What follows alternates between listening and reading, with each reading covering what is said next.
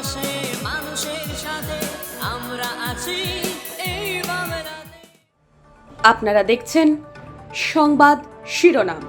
দেখলেন তো অনেক কিছু, এবার দেখুন নতুন কিছু। হেডস্ট্রোক থেকে বাঁচতে কি কি নির্দেশিকা মেনে চলবেন?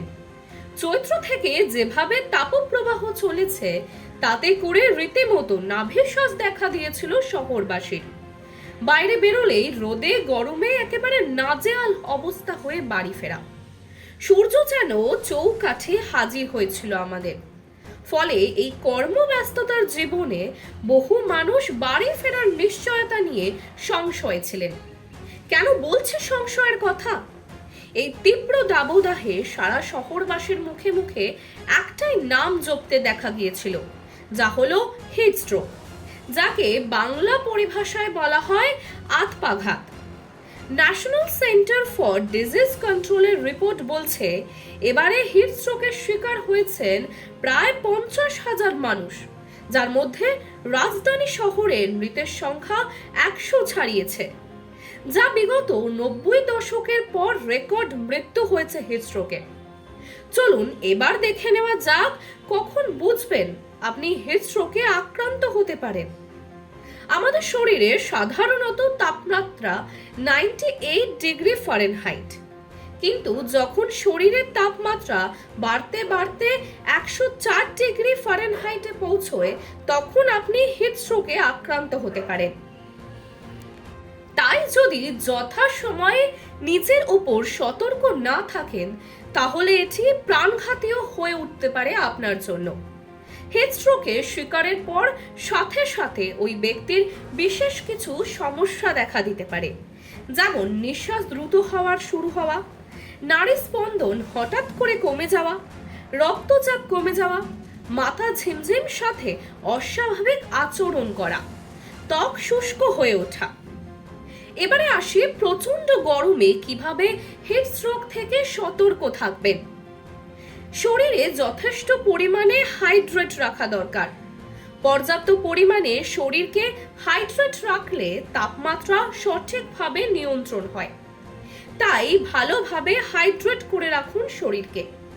ঘামের সাথে সাথে পর্যাপ্ত জল পান করুন, ফলে শরীর থেকে বেরিয়ে যাওয়া ইলেকট্রোলাইটের ঘাটতি কমায়। উপযুক্ত হালকা পোশাক ব্যবহার করুন।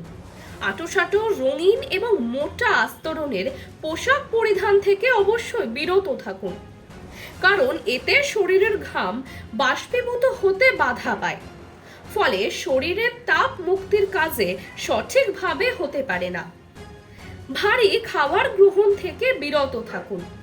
খাবার খাওয়ার অনুযায়ী আমাদের শরীরে তাপমাত্রার ভারসাম্য রক্ষা হয়, তাই এতে গরম হয়তো স্ট্রোক থেকে বাঁচতে আমাদের হালকা এবং সহজ পাচ্য খাবার খাওয়া জরুরি, যেমন ফল, সবজি, জাতীয় সবজি, প্রোটিনের চাহিদা পূরণের জন্য মাংসের বদলে মাছ বেছে নেওয়া, এছাড়া দই ইত্যাদি।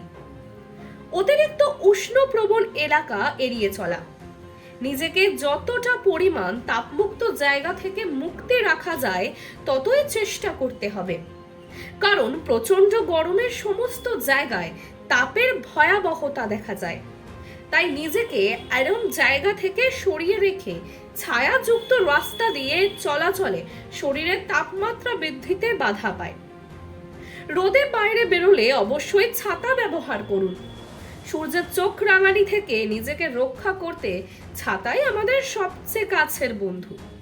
তাই কড়া রোদ থেকে বাঁচতে ব্যবহার করতে হবে কালো রঙের ছাতা, কারণ কালো গাঢ় রঙের ছাতা রোদের পারদ আটকাতে সবচেয়ে বেশি সহায়তা করে। এভাবেই আপনি পারেন হিটস্ট্রোক থেকে নিজেকে সুরক্ষিত আর তরতাজা রাখতে, যা পারে হয়তো আপনাকে মৃত্যুর কোল থেকে বাঁচিয়ে রাখতে।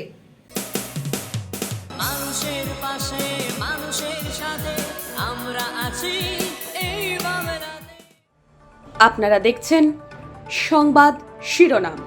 দেখলেন তো অনেক কিছু, এবার দেখুন নতুন কিছু।